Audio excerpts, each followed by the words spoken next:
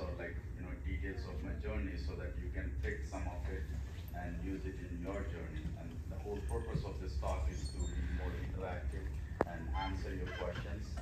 And there's a lot out there in the endurance world, not just like what we are doing here, but the more you travel and more you go into different parts of the world, more you'll experience.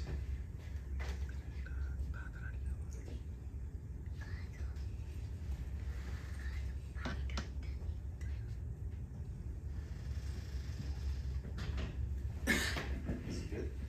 All right. So more you travel and more you encounter different challenges, you'll have a better experiences and then you'll become a better person. So I've been in this journey for almost 9 years from 2013. So I'll just walk you through that so you understand how I handle different challenges and became who I am today. So this is a brief of my history, childhood. I was born in Khammam, went to schooling in Vijayawada, and then graduated from JNTU, Hyderabad. I did architecture, and then I worked in India for 2 years until 2004. Last project was Hyderabad International Airport as part of the design team, not on the bigger side, but like just like a rookie. And then went to US to get my graduate degree in construction management from Clemson. Continued working. You know what happens is it's not just US. Anywhere, any part of the world, you get into this hamster wheel where you have goals set by life, set by your peers, set by your society, and you're constantly going for that. And I also did the same thing. And you have benefits at the same time. You have drawbacks for doing that. Without a lot of people go and run that hamster wheel without being conscious about why they are living this life. And I did the same thing. I worked on different projects in US. I worked in Vegas, Southern California, and the best thing that happened was I got into, I was working on an under ocean tunnel project in Miami, and that's where I got introduced to some of the sport like triathlon and running. Actually, I started with a 5K run, and then I started my endurance journey in 2013, and then I got really fortunate with whatever my journey and like how I took each challenge, and ended up qualifying for UltraMan'n World Championships in 17, 18, and 19. And then during pandemic, I switched to running. And now I'm here explaining my story. So mostly, I'm just trying to share my triathlon journey and ultra running journey. But in triathlon, the biggest challenge is swimming, especially for Indians, because we don't have access to pool. And it's been almost 6 weeks. I couldn't find a place where I can go and swim. So I'm trying to use this platform to connect with people like Sunil and other guys so that I can go and do a little bit of swimming and biking. Right now I have a pair of shoes and I'm running everywhere. So even now it's a challenge. Imagine back then we never had opportunity to learn how to swim. So it's the same thing that happened to me. I never swam, but once I tried when I was 22 years old. I found a pool in Langar House, and I went to the pool. On the third or fourth day, when my instructor wasn't there, he had a different way of a swim technique. So you had to, once you jump in, you have to start kicking your feet, and then there are certain moves, and then you can go to the other end. So when the instructor wasn't there, a couple of newbies, we all jumped into the pool, and we went there. So once I jumped, I forgot to kick my feet, and then that's it. I went down, I started drinking water, and finally somebody pushed me to the side, and I got out. But it's a kind of an impactful trauma for me, and I never swam after that.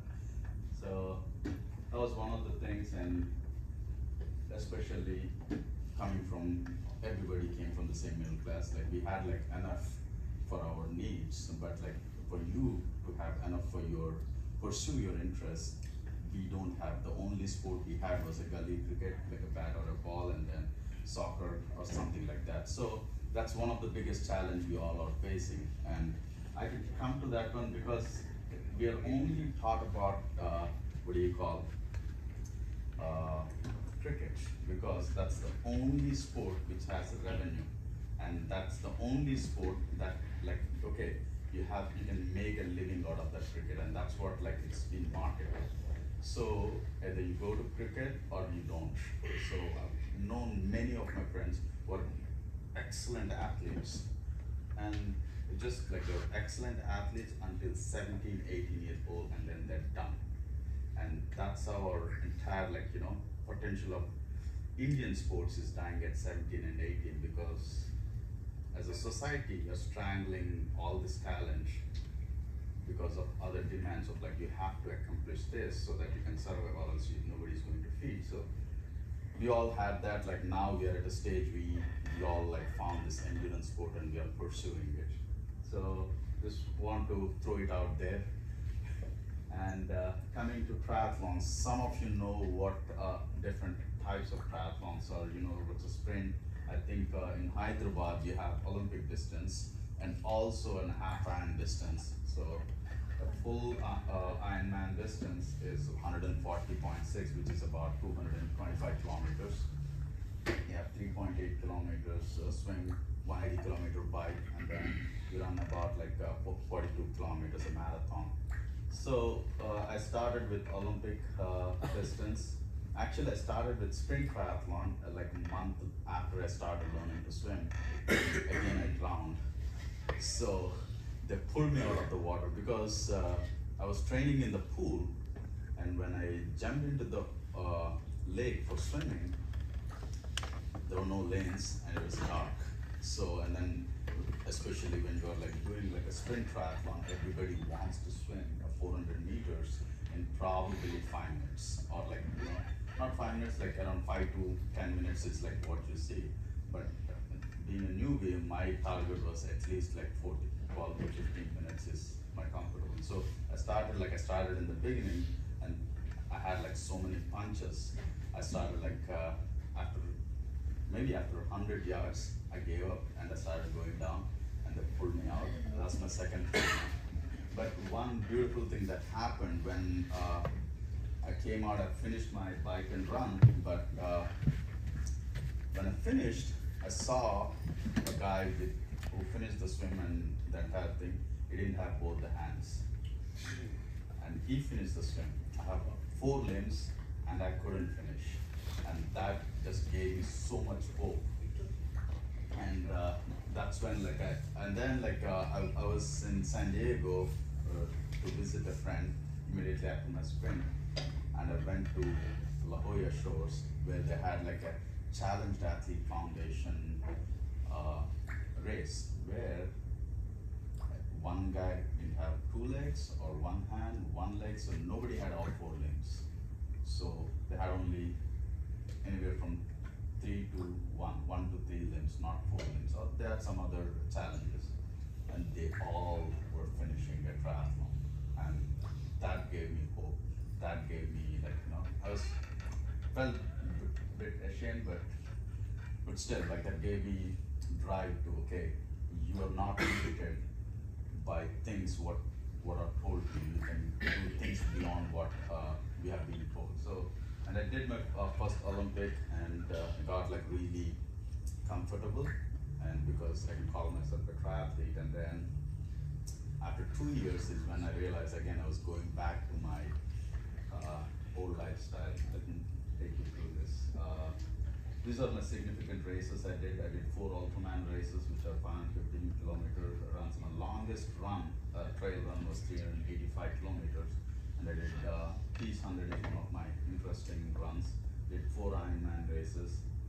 I stopped doing Ironmans for a reason, but I don't want to crash them. But I did 6 half Ironmans and multiple distance. So why I do these races and how I do these races, what makes you going, is what we're going to talk. the first question, why? It's like every one of you has this question, why you want to run like a 10K, 5K, or a half marathon, or a full marathon, or any distance, or take up any endurance challenge. That's what everyone has that question. So I'm going to share mine, and then you can have your own version, because we are all unique people, and then we can write our own story. We don't have to repeat the other stories. So this is why. I was 210 pounds. And when I did my first UltraMan'n Worlds, I was 145 pounds. So, and even though I had sacroiliac arthritis, that's where it was painful. It wasn't painful now. So it changes lives when you get into endurance sport. Everybody fights in life with various challenges. They endure through personal, professional, and a lot of other challenges. And then they stop there. And sometimes they don't find the solution. They reach out to other people to find a solution. And when they reach out to other people, they only tell you the solution from their journey. And nobody tells you that you are unique and you need to write your own journey. So this is my journey, where I had arthritis, I was heavyweight, like overweight, not heavyweight, overweight, and didn't know how to swim, didn't have any support system or any guidance. So YouTube and Google were my guides there, and I managed to get to world champion. Especially like, at least in India, you have like a lot of support system. That's a benefit, but at the same time, it can be counterproductive, because here what I've been noticing is we have so much support system that paralyzes you, that paralyzes your potential. I mean, it's like, you don't want to do your own thing. The way you get paralyzed is you really don't know what you're eating. The only thing you know is how smartly you got this certain entree for cheaper. How, like, you only have rational thinking about like commerce, but like you don't have rational thinking of the nutritional part of it. And nobody knows how to cook. Not nobody, most of them. Even if they know how to cook, they don't know how to pick the right vegetable, and then, or any produce. Even if they know how to pick the right vegetable, they don't know why they're picking that vegetable or that produce. And then what is the purpose of eating that food? There's so many things. And since we have so much support system, we miss out on one of the factors. And at the end, you don't know what you ate and why you ate and how it's going to benefit. So I'm really fortunate, because I used to, my mom used to send me to get the groceries, and that's the only time I used to manage to get some pocket money. So 10 rupee vegetable, bargain it to 8 rupees, 2 rupees for mirchi bhaji. So that really helped me understand the vegetables. So the reason why I'm telling all these things is the subtle things which you can tell your kids. It's not like you're pampering them and you're actually paralyzing them. And that's the bad thing. I mean, honestly, India is bragging about going to be super economy with 60 to 70% of the population under 30 years, and that's our strength. At the same time, that's a ticking time bomb, because 70% of the people don't know what they're eating, and they're going into future when they hit 40, that's when they're going to go downhill. And when they go downhill, it'll be a huge problem for the entire nation. And if you don't have a good leader or a political system, that's when we'll go down. And you have to work it from a grassroots level. And the reason why I'm saying all these things is like, it's so interconnected, and you guys are like a very endurance athletes and enthusiasts. So I want to share my knowledge so that you can advocate and do your part in at least bringing like few people into the right path. So that was my first 5K. I was big, and this was the hardest race in my life. And why I'm saying is, I never ran, and it took me 45 minutes to run a 5K. So even like it's easy to run 385 kilometers than running that 5K. And the first step is the hardest for anyone. So that's the reason I keep putting this one, because we have to encourage and support the people who have never ran and they don't know how their life is going to change. So everyone, like, just help them. And then once you start doing it, I did my first triathlon, Man, and this is why. As I was telling, this is from Escape from Alcatraz. Since I have like so much fear of drowning, I picked up this Escape from Alcatraz race, the triathlon. What you see there is like that's an island that's the most a prison where most notorious criminals are put, and this is about like 55 Fahrenheit cold water. That is about, I would say, 12 degrees centigrade, and it's shark infested and heavy currents. It's about 2 kilometers, and a little bit over 2 kilometers. So nobody survived escaping that. So basically, that was my test, whether I can overcome my fear of drowning and like all of this swim, and also, is that my limit? So I just started doing, like, I signed up for this to overcome my fear, and I succeeded in that. And then I realized that like a potential, or like any human's potential is not limited. Like, you can test. When I finished, like I still have more to go, and it triggered my healthy lifestyle. And one of the, when I say live the surge, is after I jumped, I was holding my goggles because previous year I volunteered for this race, and what I was noticing was, like, whenever somebody jumped, they're losing their goggles, and I had an extra pair of goggles tied to my wetsuit, but just before jumping in, like, there's another guy who lost his, he broke his strap. So I said, like, I thought for a minute, I was like, okay, have this. And I gave it to him. He went ahead and jumped, and then went behind him. I was holding it. As soon as it jumped, I lost mine. So I was like, I had no goggles, and nobody had an extra goggles. So you have to swim, but what happens in life is, yes, you don't have goggles, and you've never swam this rough waters without goggles, but what is the best you can do? When I stopped there and looked around, I had the best panoramic view of the Bay Area, Golden Gate Bridge, and everything. And if I had goggles, I wouldn't have had that view. I still remember that view. So things happen for a reason. And then if I finished the swim with goggles, that image is gone in my head. I mean, I would have never seen that image. And that too is like when you're so stressed out, but still there's so much beauty out there, and that makes a huge difference. That's a win for you. So whenever you're going for your goals, just hold on.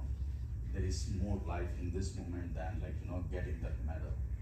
Medal is in this moment, not at the finish line. So you have to remember that. And after a few years, I did my longest swim.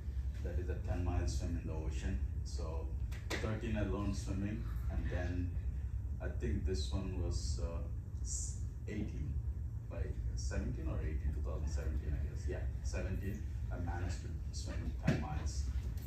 It's about 16 kilometers. So everything is possible. You just have to keep on, like, having that one breath at a time, and and things will fall into place. So, and then I did my Ironman, and you have few Ironman athletes here, but what it takes to do an Ironman, about 16 to 21 hours of workouts per week, and depending upon like where you're going to swim, you have to train in those waters. And the most challenging thing is work-life balance. Work-life balance, it's an art by itself. So luckily it's only 16, 21 hours, and at that time I had that about 20 hours I could squeeze in, and And nutrition training is another big subject. It's an ocean by itself. So maybe these endurance races are like the Pacific Ocean, and nutrition is Indian Ocean. so, so they're all interconnected. So you'll know. It's the thing is, I've been emphasizing on this. You are unique. Your training will be unique, and what your food habits are unique. You can't take the same, like, thumb rule and formula and apply to yourself. That's where, like, you generate, like, the way you have cookie cut houses and cookie cut. I mean, our education system, we've been colonized for over 300 years, and then our education system has been passed on to us so that they have an education system to train Indians to work for their colonized places. And then we continued that. Nobody has questioned why we are learning this. We are all like working for corporates. I mean, we're still colonized by corporates, and nobody realizes it because, okay, we are in this rat race, and then we're like, okay, I'm getting this. So you have to understand that when you're doing any endurance race, you really need to understand why you're doing this. You should not think about like, okay, this guy has done, that medal looks good. No, there's more to any endurance sport than just getting a medal or a bragging right. So that's what you really need to understand. And just like great job, you did it. All right, from India. This guy is from India. One person from India. This is it. 65 different countries. Initially, I used to really enjoy doing Ironman races. It had a really nice body feeling. Reba from San Diego, originally from India. Man, you are an Ironman. Just want to throw it there. Right. So, what makes you do those kind of endurance sports, like human aspects? There are like more. You have a physical ability that you need to train your body. Like you are very unique, so you have to train your body based on your limit, what you're allowed to do. And then it cannot be drastic. I've been giving an example. A lot of us, if we are birds, we want a nest or anything, just like giving you an example. We're flying, we see a red color nest, different color, different sizes nest, like everybody wants that nest. And we turn into a crow, like we want to go and jump into already built nest and then stay there. Nobody thinks about why you're going for it. It's a shelter, at the same time it's your house, and it should give you happiness. The real bird, if you take most of the real birds, they go and pick one twig at a time, and then build one twig, and then they build to their needs, and then that's where they find their happiness, and then they protect their find in such a way that that fits their lifestyle and their security. And so when you are training for anything, you have to think in these terms, like why you're doing. You should not just jump in and say like, okay, I like that nest, I want that nest. No, you are so unique, you have to build your own nest based on what you do. So for all of that, like you have to train your nutrition has to be right, lifestyle has to be right, and the mental and psychological ability comes from your daily life, what you go through. Most of the time, if you're being like protected all the time, it's hard for you to build that. So you have to go out and put yourself in a very vulnerable situation in many places, and that gives you so much wisdom and like knowledge how to fight the challenges which society or the world throws at you. And then when you jump into an endurance race, it will not let you stop. And then, I think like in my journey, like my childhood, like my college life, and like my personal life, it really built me who I am today. So everybody is unique. Maybe if you have like better challenges, you'll be stronger. So I've seen like a really strong athletes, stronger than me, slowing down after some time. Like so in UltraMan'n, they're really strong. They've done like sub 3 hour marathons, but I beat them in 84 kilometers because they only know like to run fast, but like there are when they hit the wall or like after 60 kilometers, they don't know how to handle it. So when the life teaches you, you need to go at a pace and maintain that pace, and then when life hits you, you can continue with your pace rather than like oh, I'm going at like I was a Ferrari, I'll go like a Ferrari, the Ferrari 4 wheels, and you'll have to slow down or like fix it. So those are some of the things, and this is my first UltraMan'n race in UltraMan'n, Florida. That really changed my life. There were 5 athletes from India, and got like I managed to be the first one to cross the finish line in 10 hours 2 minutes on the 3rd day, and from out of the 5 Indians. So I still brag about that and give them hard time. so yeah, it was good. And then I qualified for UltraMan'n World Championships. This race is limited to 40 athletes all over the world, and it's a 3-day event. It's about 320 miles, which is 515 kilometers. So the first day, you swim 10 kilometers in the ocean, and then you bike 90 kilometers, 145 kilometers with 8,000 feet of elevation gain.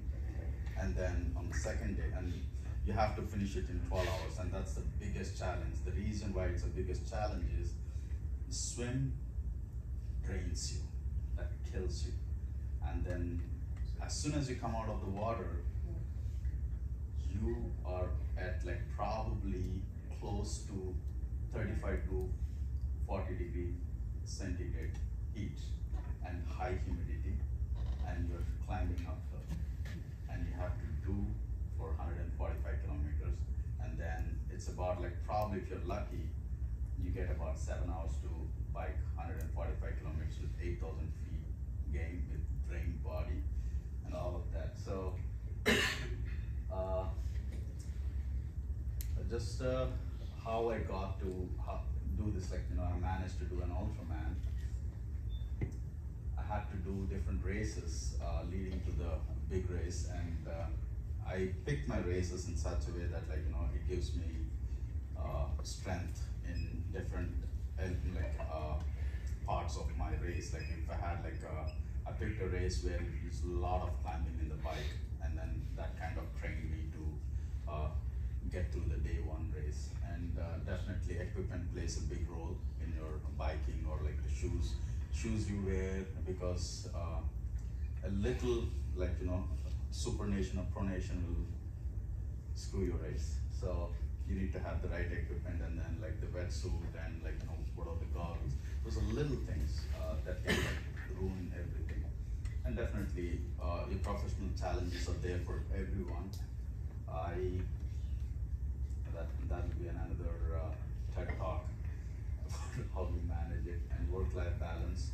Time management is the key, and financial thing. I tried getting sponsorship. I was like, no, and it became a full-time job. So I instead I just put all my savings to get this one. So instead of getting tangible assets, I invested in my intangible assets. So nobody can steal it. They only can throw dirt, and I can wipe it off, and it'll stay with me forever. And nutrition, it's a journey by itself. I emphasize on nutrition because it's a constantly changing thing. This year, this nutrition worked. Next year, it will not work for you. So you have to know yourself what happened to you, and then tweak your nutrition.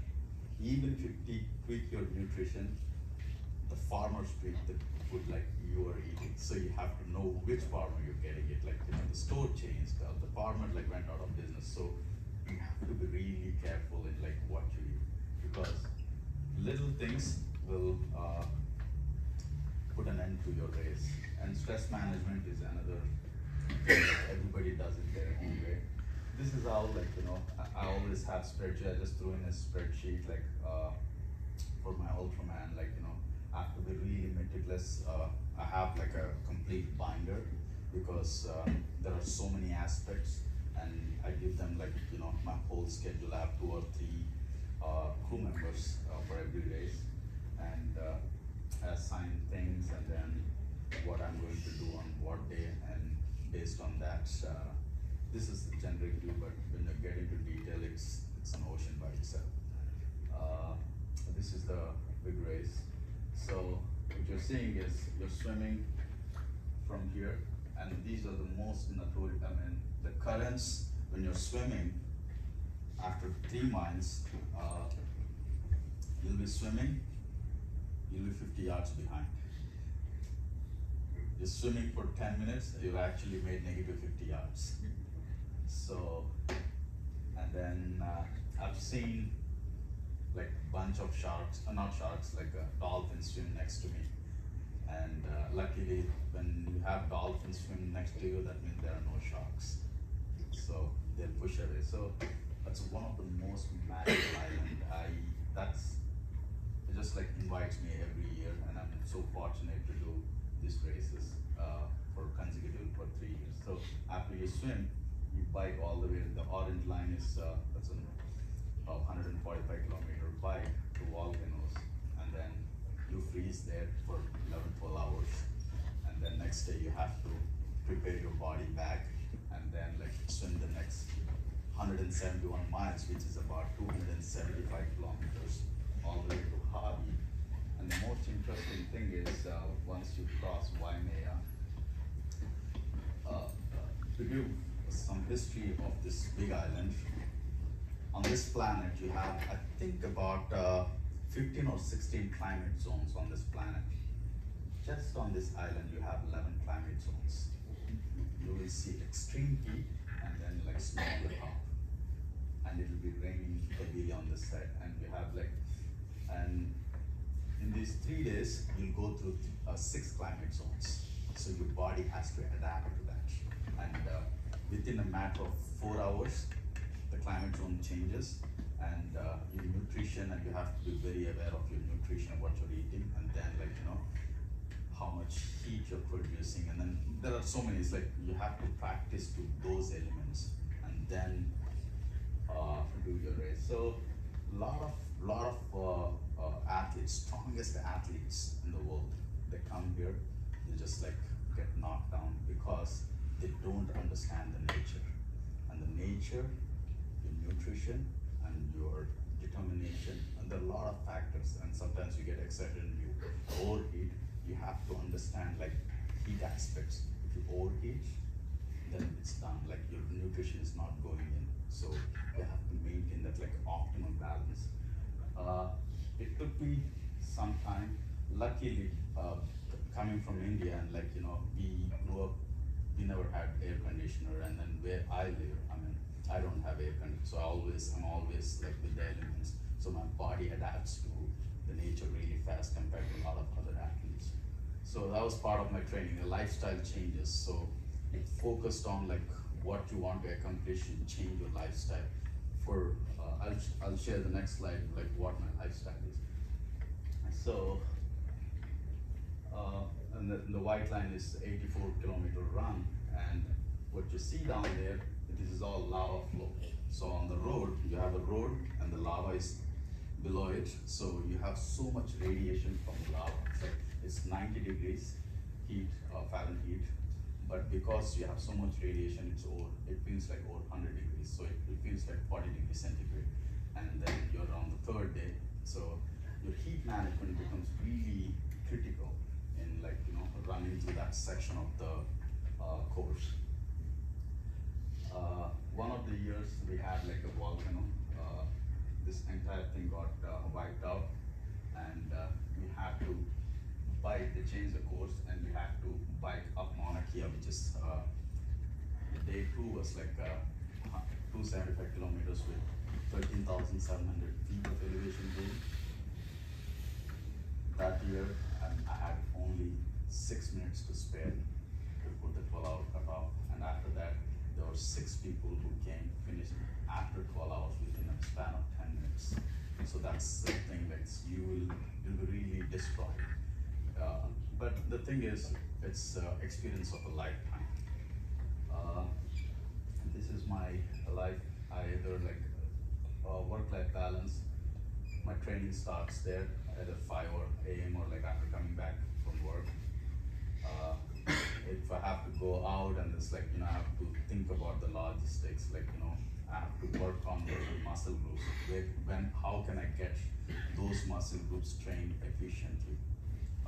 And sometimes I'm a trainer, sometimes I need like elements. That is like, if I see a heavy crosswind coming, then I go out because I can't get crosswind on my trainer. So I go out and then do hill repeats with the crosswind, because in one of the sections, so here at Waimea, when you go downhill, there's a downhill, like you can go at like 50 miles per hour. Like fastest I hit was 50 miles is about 85 kilometers per hour. That's the fastest speed I hit, like going downhill. But you can do it in normal thing. The side winds are about anywhere from 60 kilometers per hour. So you get gusts of wind, you'll be thrown into the middle of the road. And many people dropped out when they hit the side winds. And when you're going down, it terrifies you. So you have to understand the course and you have to train based on that. So my weekends and drink, sleep, and wake up with my training.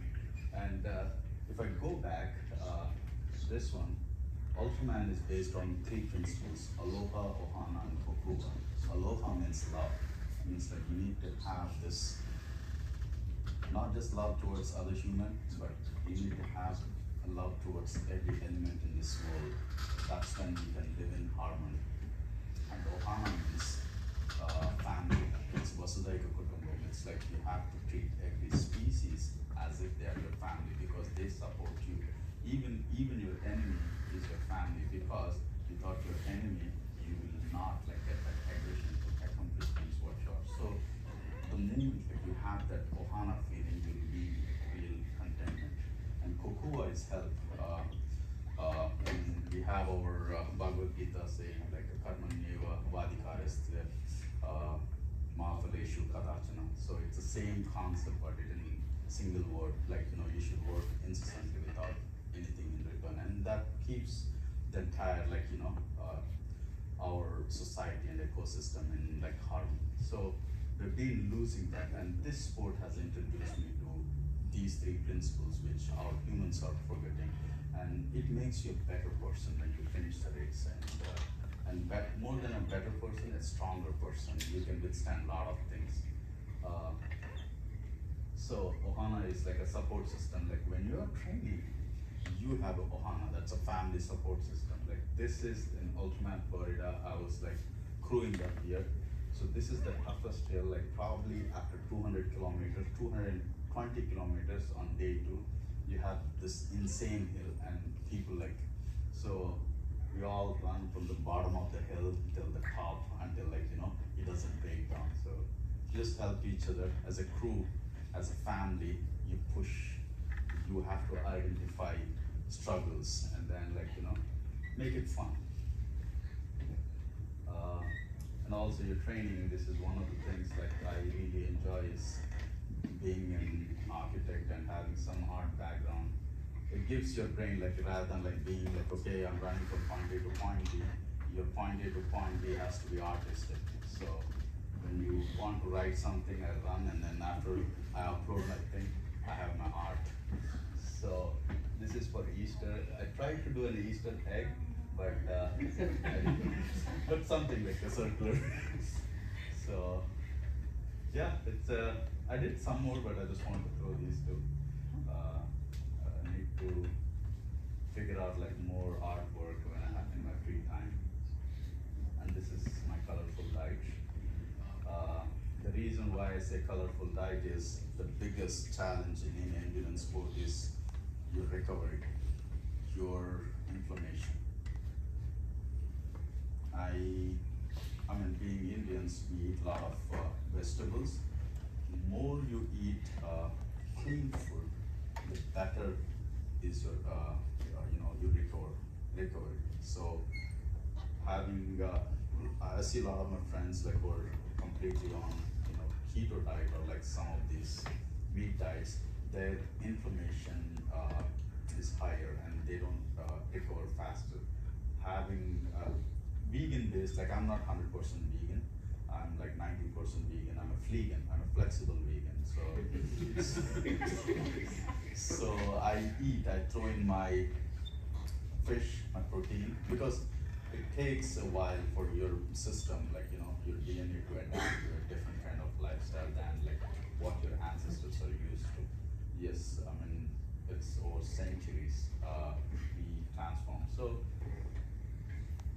first thing I do is like I try to find the farmer and then get the actual organic food. That's where like my body is not fighting to deal with any fertilizers, because body also tries to fight those fertilizers, and that's where most of your energy goes. So when you have an organic food, the food is directly going in, your absorption rate is better. And then if you don't kill your vegetable, our Indian curries, we basically kill it and add spices and everything to, so that your taste buds appreciate it. When you eat your food, it's not your taste buds, it's your body has to appreciate it. But every organ has to appreciate. You will feel it in your body when you have the real food, whole food. Your body will feel it, and then you can train and like do what you want to do in your training program. So it has to be balanced. And as I told you, that's my 2017. After 2 hours into the swim, I started throwing up, and I was actually like I slept for like 5-10 minutes, and then when my head dropped, woke up and then like swam. So it was the most challenging swim for me. Things didn't go per plan, but I managed to finish. So this just to give you an idea of like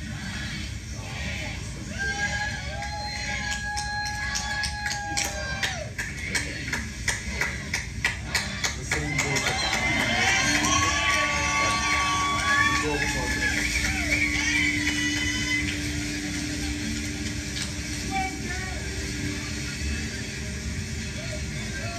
get an escort.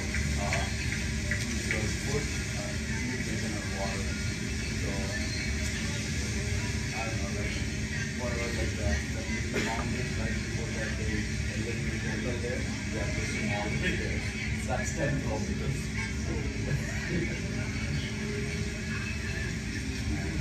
When you go like that, but that's the most beautiful swim. When you see like I saw 6 dolphins right next to me. That just gives you so much energy. It's such a magical island. What I realized was I always wanted to finish like the 12 hours, like the 12th hour, like it's dark. So I always wanted to finish my swim out of the days in daylight. But island always has a plan, like it smacks you. Madam Pele, like the way we see Kali Mas, like a Durga, Madam Pele is pretty much like that. So it's a very active island. It's always like you have volcano flowing. There's so much energy that you need to take permission. It taught me you have to take permission from any course before you jump in. The way when you do Bhumi Puja, that means you're actually taking permission from Mother Earth to build anything. If you don't do it, so it's not like puja, it's like taking permission from the nature. So I've learned that doing this race, the importance of it. And this is the profile of the course. It's day 1 and day 2. I still remember on day 2, I could see like there are narrow lanes and it's raining, and you'll have a semi-truck go next to you at like 110 kilometers. And you have to be aware, like living in India and driving in India, That's an added advantage. We can feel it without any equipment. So this is how, like, you know, that's the 8,000 feet, and this is where, like, you're going downhill, and like you have, like, say 60-70 km/h side wind. Like, I still remember, like, you know, at one section you're like basically riding like this because the winds are so strong, and then suddenly you have like a little tree or something, you don't have that cover, and like you have to adjust yourself and ride. Okay. And yeah, you run through the same Ironman course, and you will be literally drenched on that road, and it's all like what you see is on the other side, it's lava. Basically, it feels like you're running in Chennai with steroids. So, especially on third day, you'll be happy in the morning because it's 6 a.m. So once you get past 12, you'll be suffering. I managed it in 9 hours 12 minutes on day 3 of 2017, and but still I had to go back for my redemption because of my day 1 thing. So I had my best crew. My previous crew was also amazing, but this is like a top-notch crew because those 2 ladies won UltraMan'n in 15, and she is my mentor, and also my artist. She won the UltraMan'n World Championships in 1983, the first woman who actually gave hope to other women that like it is possible. So she has been my support system, and you know, when you do these races, all the time what you think is, I did this race. It's not me. It's this body, which I volunteered this body to do this race, and this is the team which helped this body to complete the journey. So that's what you have to remember, like whenever you do something, your support system is very important. You have to surround yourself with great people and who are aligned with your goal, and you just loan your body, and then you complete this journey so that everybody experiences and gain something out of this journey. And you'll have a lot of fun, and Marcos was amazing and everything. So that was my lineup before going to the World Championships. I went back to crew UltraMan'n Florida so that I understand how I treat my crew and how I should communicate with them, to understand it's not just racing. You need to be on the other side to understand, like, you know, what's the best way I can get the help. So be on both sides, and I did a bunch of long distance biking, half Ironmans, and then did an Ironman, did a La Jolla 10-mile swim, and I did 12-hour World Time Trial Championships.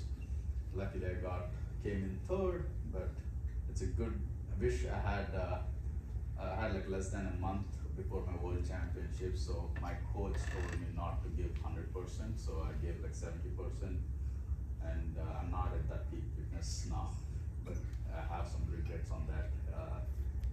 This is my schedule. This is what like you were mostly interested in. So most of my days I wake up at like, you know, 5 a.m. either a bike or run. Occasionally I went for swimming because most of the pools open at 6 a.m. so it's not like logistically possible. So I always put my swims to the evening because it helps me, you know, recover from a tough day, and then like I sleep well after a lot, like an hour, 2 hour swim in the evening. So, and I get like a 2-hour workout. It's very important to make your own breakfast because you need to know, only you know how much stress you put to your body, and then if you dictate to somebody to make certain things, they'll only make based on what is available. When you're doing your training, when you're making your own food, you will buy the food based on your training schedule. So most of the times, like my athletes, like whoever I train, I've trained some of the Indian athletes, and they have been like, you know, okay, my mom does this, my sister does this food, and it's like, no. Every Monday, I took out like the entire one day out of the week. Morning he has to go to the grocery store or to a farmer, buy all his groceries. Either afternoon or dinner, he has to cook everything for the entire family. That's how you know what you're eating and how they're preparing it. And then when somebody's giving you or feeding you, you can question. Or else you continue to say okay, this is what it is. Everybody's doing this. I'm doing this. And you're just going with the flow. It's like, okay, you perfectly fit another hamster wheel. You just jump into that hamster wheel and then you're going, and it's very hard for you, it will become very hard for you to accomplish the goals unimaginable, because you're following a system which helps a certain goal, not your goal. The goals of individuals are different.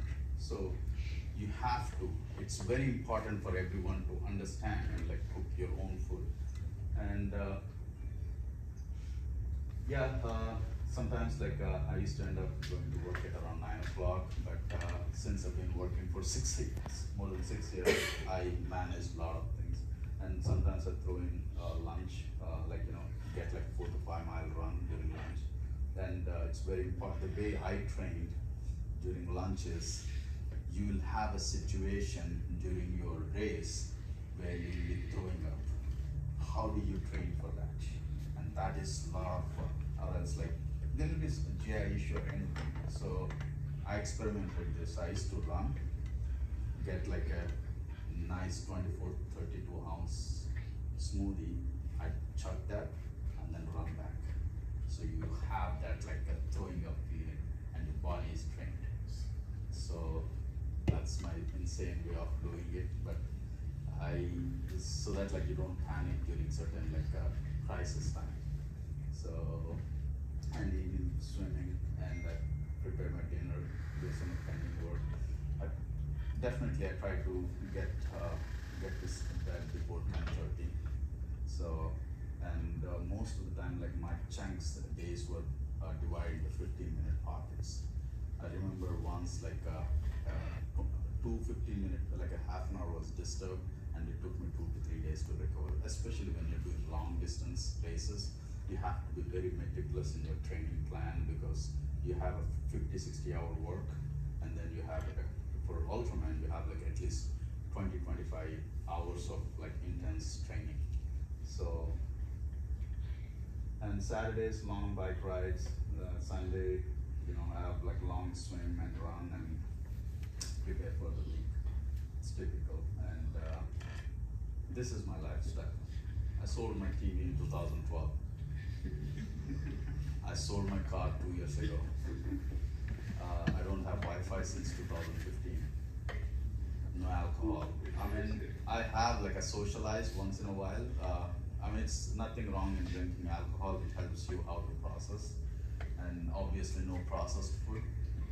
I prepare my food. I shop directly from farmer, because you are putting an energy which a farmer is cultivating, and then you need to talk to the farmer to understand what kind of energy is putting into the plants. So it really helps. It helps the farmers as well as the entire ecosystem. So everybody has to go and try to understand. And this is what I am preaching, because as an endurance athlete who are into fitness is not it should be sustainable. To make it sustainable, you really need to understand a sustainable lifestyle and practice sustainable lifestyle. And sustainable lifestyle comes from the farmer who is being sustainably farming. So, and a balanced diet, I only eat seafood and mostly veggies. I stopped eating chicken in 2014 or 15 because I had a realization that there is no chicken in this world. Because what we are eating is just basically, it's not the real chicken. So, and simple, you say you are what you eat, right? If you look at the chicken's life, mostly it's a massive production of chicken. It's in a cage. You get this free-range chicken. Do you know what's a free-range chicken? How it gets a free-range chicken I mean, I was told by my friend, like I have to validate it, but a free range chicken is, you have like a big barn and they're in the cage. If you give access to those chicken to go freely outside for 1 hour a day, you can get the qualification of a free range chicken. So 1 hour they open the door. None of the chicken know that they can go outside. They're sitting there still eating. But they get certified as free range chicken. So now look at chicken. It sits there, it's just eating, giving eggs, and getting bulk, and you're eating that chicken. When you eat that chicken, you become one of those. That's what you're doing. You're sitting there, pushing keys. You don't know, subconsciously just like pushing those keys and becoming one of those chicken. Even though the door is open, you can't go. So just think about it. I just want to throw this out there.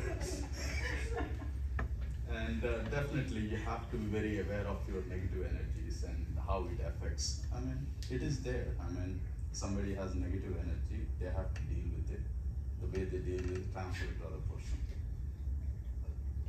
They can transfer or use that negative energy for their development, but most of them, they don't do it, so they transfer it. So when you accumulate all the negative energy, you can't progress. So you have to be very mindful of that. And that's where, like, you know, if you are going for a goal, yes, you have great friends, but their lifestyle is different from your lifestyle. So you have to select to socialize so that, you know, your goals are met, because they will help you get to your goal. Like if you have like friends, like, you know, their lifestyle is like partying, and your lifestyle is like, your goal is to do an UltraMan'n, I can't like mix with them, but once in a while I can touch, but the thing is, it doesn't help in my journey. So I have to go selective socializing. So this is a magic island, as I told. I really love this island, and it gave me a lot of things. I think I took my mom there, she remembers that. And this is my crew helping me before the race. There's a lot that goes into the race. I can get into the logistics part of it if you have questions. Ironman is different, but UltraMan'n is completely, it's a big project. This is what I connect my 40 athletes with India. Every year when I went, I gave a small souvenir so that they know what is India, that we have Indians out there. So because I can brag, because I was the first Indian to qualify for this, and UltraMan'n World Championships, and did only Indian to do 3 years in a row. So now I've just like put like a mark there, and everyone gets it. The third day run was hard this year, but I managed to finish. This is my coach, Coach Madden. She's my second coach. They both won UltraMan'n World Championships in 1983. So I was very fortunate. Like in 2018, got connected to them. They gave their wisdom. The reason why I'm putting them here is, he's 68 years old and is like fast. He did it in 1983. He's been doing it in late 70s. You want to be him. I want to be him at 70. Because a lot of us say, what is your time? How fast did you run? Or what's your marathon finish time? No, that's not the scale you have to measure. How far you can go, how long you can go and still put the same amount of output. That is how you have to measure. Like you should not, like, you know, you can buy a car now. You'll get loans. You can buy a car now, and you can buy the best car. Can you keep that car for another 5 years? No.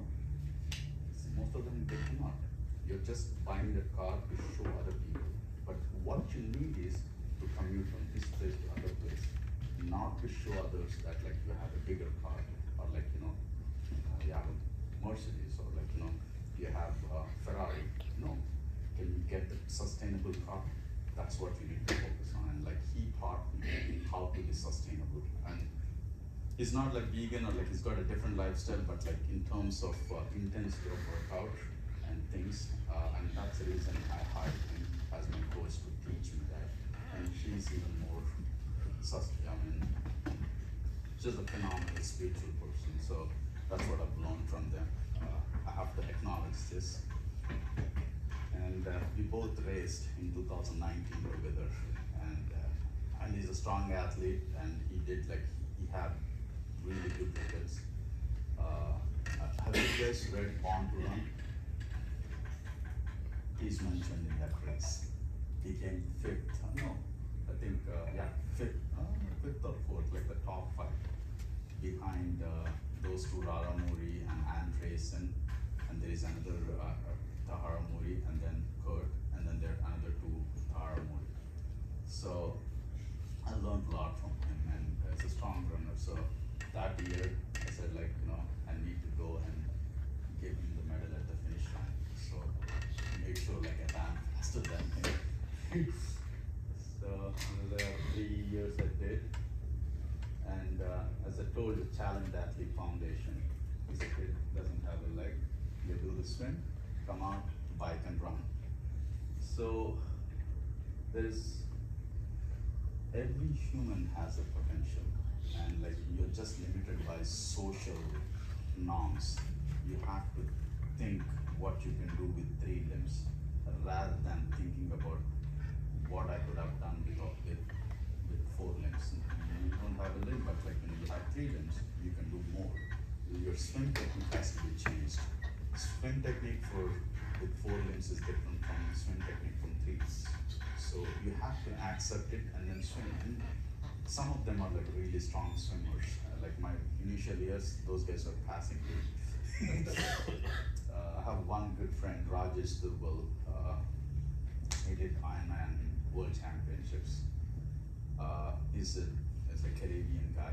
He's got an Indian name, so ancestry. This guy has only 1 hand. No, he doesn't have 2 legs and 1 limb. So just imagine him doing an Ironman, finishing World Championships. So there's so much hope.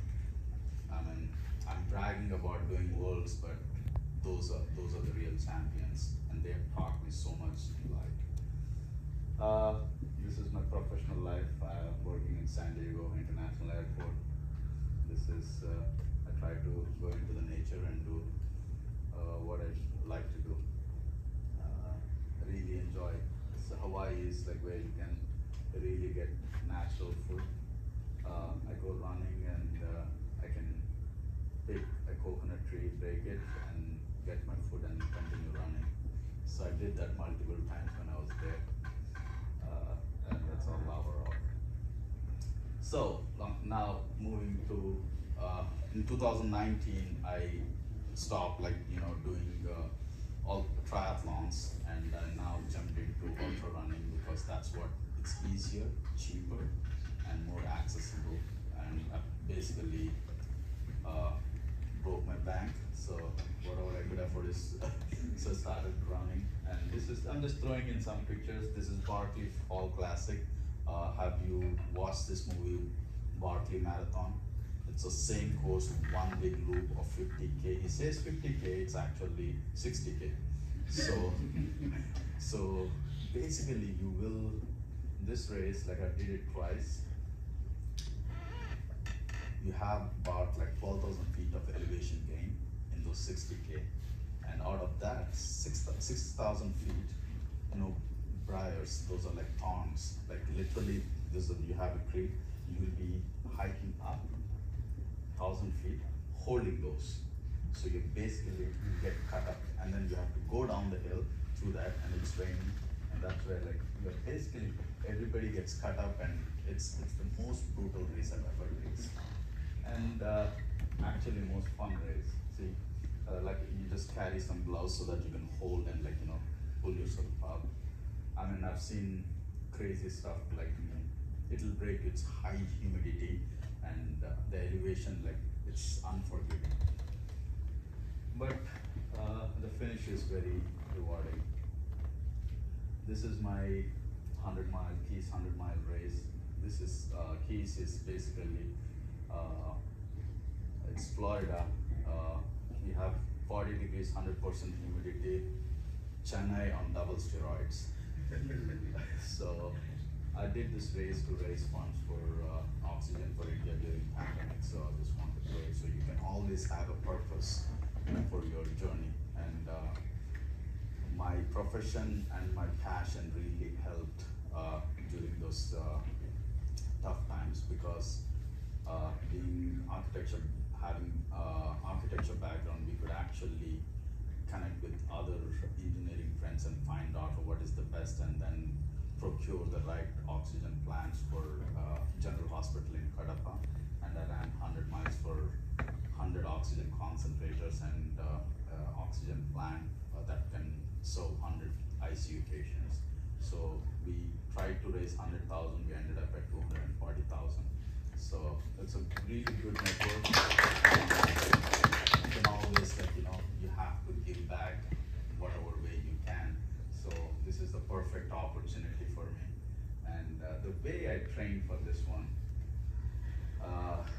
I signed up for this one, like, I think less than 4 weeks, like 3 weeks before the race. And that was Ramzan period, and that gave me a good opportunity, because I used to live in Medipatnam. All my friends used to do Rosa, and I lived in San Diego. I have to run in Keys, which is like Chennai on double steroids. So how do you do that? The key is your body should have enough. I mean, even though you're giving low hydration, your body should be able to process and run. So the way I trained was, I did Ramzan Rosa for a few days. Like, the way it's like, okay, they don't drink water. That means your body has limited water reserves, and then glycogen is also depleted. So when you're at like 60, 70 miles, your glycogens are depleted, and the water is also like, humidity, you don't know. So one way is going into sauna and like sitting in sauna for a certain period. I didn't have a gym membership or sauna access, so I started doing fasting. It started at 4:30 in the morning and fasted until like say 7, 8. But 8 o'clock I broke my fast. Just before breaking my fast, so 6 o'clock I used to start running without any water. So from 6 to 8 I ran. Like initially, like first time I ran only 5 kilometers. But by the time, like, when the day was getting closer, like the Ramzan was ending, I was able to run 2 hours with no water for like 12 hours and no glycogen. So that really trained me to handle this heat in those 3 weeks period. So that's a fast track training, but yeah, I just wanted to put it out there. This is like Indian tribe. This is another connecting with Native Americans. They do this sweat lodge.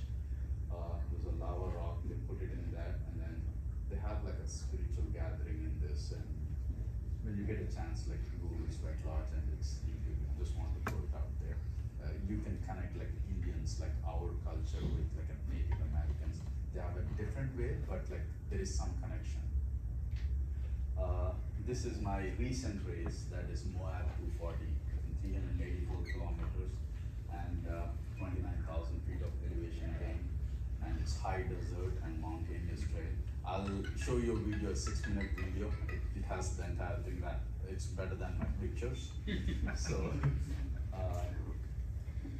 you sleep on the trail. It took me over 4 days to do that race. I just slept wherever I could. Yeah, you can see this a little bit better. That's a 10-minute nap in that time. And I've had multiple 10-minute naps, and I found out that, like, I got hypernatremia, and I had to handle my hypernatremia. And it was a beautiful course. I mean, you will not get this kind of experience anywhere. And you push. I thought UltraMan'n was hard. This is life-changing and really hard, because pounding your body, like your legs, for such like 4 days without sleep deprivation, hallucination, you name it, you will see everything in 4 days. I finished. I was happy. to throw in like this is not really. It's like I was just trying to put together something. I threw in like some of the points like about what I noticed in Indian lifestyle. We had high bad cardiovascular mortality rates. We work really hard because we've been trained to work really hard, and we've been doing it the same hamster wheel.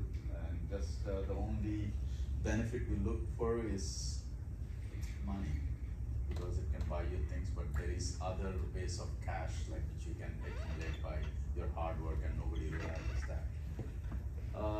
Stress. I was talking to one of my schoolmates, and she's I don't know, oncologist, right? You know, she works on the cat. And I asked her what is the biggest factor, and like all of the patients have high stress rates, and that's one of the leading causes for like which leads to cancer. So it's very important for you to understand yourself and lower your stress levels, and you have to find ways. And a lot of times, like I see at KBR Park, everybody has a healthy lifestyle. That is, walking in KBR Park 2 rounds means nothing. It's a superficial workout. It's just like you're socializing. You need to do a real workout, because you're limiting your body and you're just cheating your mind saying that you're working out. There is more to your body, and you have to give a real workout. When you run, you really don't have to run like say 2 hours or 4 hours to do a marathon like an every run. If you do those 20 minutes and like engage the right muscle groups, which will be helpful at like mile 17, that is more important, rather than just like, okay, I put in like say 20 minutes of workout. Like, no, you'll have a lot of junk mileage. Those walks are junk mileage. So you should be aware of your superficial workouts. And that's what, and the reason why I'm saying this is so that you can advocate, and like, you have to tell them in a very nice way that you stop doing that superficial workout. It means nothing. And we are what we eat. You eat chicken, you'll be chicken in that. So if you eat a grain, simple thing, the reason the grain is buried maybe 1-2 feet. Imagine the little thing gets some water and fights through that weight and comes through it, and then becomes a plant, and then gives you food. So if you eat to that kind of grain, you can fight through any kind of pressure. Even though you're buried under the earth, you will have those characteristics. If you eat chicken, you will eat chicken. So think about it like whenever you're like eating something, very think how the journey of each piece of bite you're having. So, and nature has created us to live in harmony with our environments. That's another topic. I don't want to bore you. It's like I'm going into that direction. West has adopted like yoga and other like really good wisdom from India, but Indians, we are taking it from Westerners and then getting concentrated. So think about it. You have to, and now I'm really searching for really good yoga gurus here, like who are still like keeping that like original yoga practices. Like it's hard to find those, like, all I see is like a workout yoga. There is more to yoga, the union of this body, nature, and like living in harmony. So we need to find and like bring them back into life. And a lot of times this old practices and knowledge which has been transferred from past 2-3 generations, they're old. But there is some wisdom you only take. You have to be aware of taking the wisdom, but you have to use it in this context. For example, the parents struggled, and then like they managed to get like comfort foods like biryani and all of that, and they can afford everything and they want you to eat, but you have to question why they're passing on that. This is not the real food. Like, your body is made differently. You need to question and go back and like find your real food, and then break those old practices for a better future. Why I picked this sport, it helped me find myself, it It helped me recover from my stress. Definitely, it doesn't let you go and like pick alcohol when you're by yourself, and it my discipline and organization skills have like became much better, and I'm very intuitive on like a lot of things. When things are heading towards like in a wrong direction, I can tell like what's wrong. And definitely this sport gives me so much endurance, like endorphins, so that's my new love. So I get like a lot of endorphins, and I just continue grabbing that. I see world in a different perspective because I meet so many different people and different backgrounds, and they're pure to themselves at a core level. When you are put to test at like the most harsh conditions, and you're the most when you are in a very vulnerable situation, they are like true humans, and like they exchange the right things, and you find like good people, and you see the true perspectives of life. And I know when you go through pain, you know how to manage those pain, and like work pain, you know how to manage them really efficiently. So you can always draw analogy and opposing elements to your advantage and get stronger. The other day, one of the guys was asking, how do you use these opposing energies to get stronger? Is basically, I just explained, like, you know, when you come back from work and you had an argument with your coworker or your boss or your, what do you call, your employee, then you come and this guy has cheated me. What? It's like basically you didn't do the work, and then you have so much energy, either you're complaining or you're strategizing to hit him or whatever it is. Instead, you can take that energy and then do a speed workout. Go and like do 10 speed, like 10 400 yards speed workout. The anger is gone. You're stronger. So that's very important. You have to identify the thing. And where is the limit? It's in your head. It's in your surroundings. So actually there is no limit. It's a human construct. So you have to realize that, and having a discipline and like proper approach, you can break a lot of limits. These are few thoughts I've been sharing.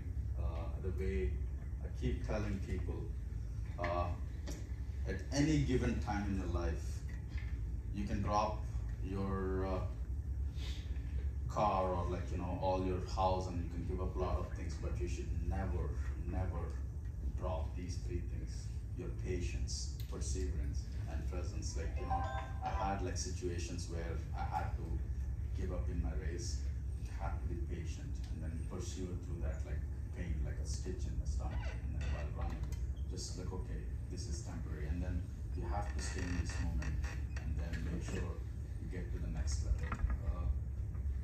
One thing is, there's always opportunity in crisis. As I was telling, the opportunity when you're mad at your employee or employer is that you can do some 10 speed workouts. So that's always remember. You always think like you want to be a millionaire. I could have been a millionaire or a billionaire if I had done this, if I had bought this property or anything. There is a reason why you are here, and you're exactly where you are. And if you realize that, you'll be content and happy. And especially in racing, I told one of my friends, she did UltraMan'n, which is 500 miles, that is about 800 kilometer triathlon. It has like a 16 mile swim, that is about 25 kilometers swim in the ocean. So she did all the race. I told her, like, you know, at any given time, even though you've had a flat tire or anything, remember this: you've done everything. There is a flat tire. There is a reason why you have a flat tire. That means that 10 minutes of fixing that flat tire is your time to recover, rather than like becoming agitated with that you have a flat tire, and it's helping. So just there's a reason for everything. So remember that. Now I'm done.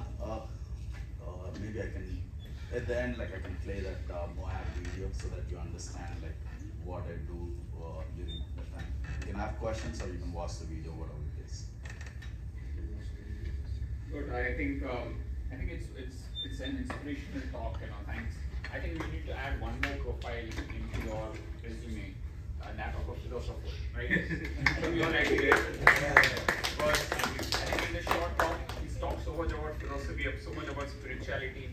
There's so much to take away from this, specifically when you talked about the chicken and Hyderabadis, by the way, they love that Hyderabadi biryani, right? So and halim. So it's going to be very difficult to convince them not to eat chicken, but that I think we can apply that analogy somewhere else also. Yeah. But what I liked about your presentation is also about keeping the negative thoughts and trying to convert them into positivity. I think there's so much to take away. Not all of us need not like he said, copy him. You have your own journey. You have to define your own journey. You have to define your own path and find your mojo, find your North Star.